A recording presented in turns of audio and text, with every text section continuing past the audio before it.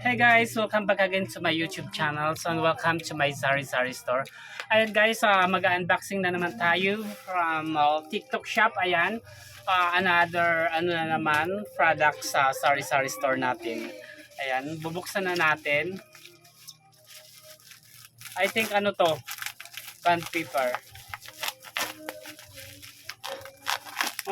Marami akong in-order. Dumating kanina. I told you is bond paper. Alam nyo guys, isang bundle ng bond paper is 169 pesos. 500 pieces. Imagine sa 500 pieces tos piso isa, may 500 pesos ka. Ang tubo is 340. See? 340 guys. Kaya arat na kayo, mag-order na kayo sa TikTok shop.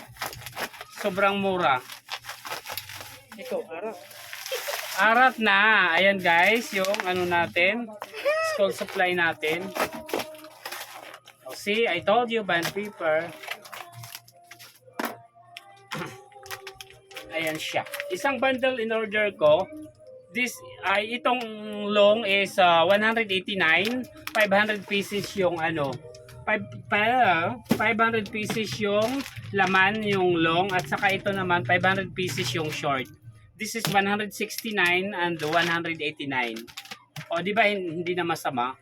Kasi sa National Bookstore is 300 plus. Sobrang mahal sa National Bookstore. Ito guys, di ba? Buksan natin kung maganda yung quality ng bond paper, kasi may bond paper na hindi maganda yung quality. Try natin.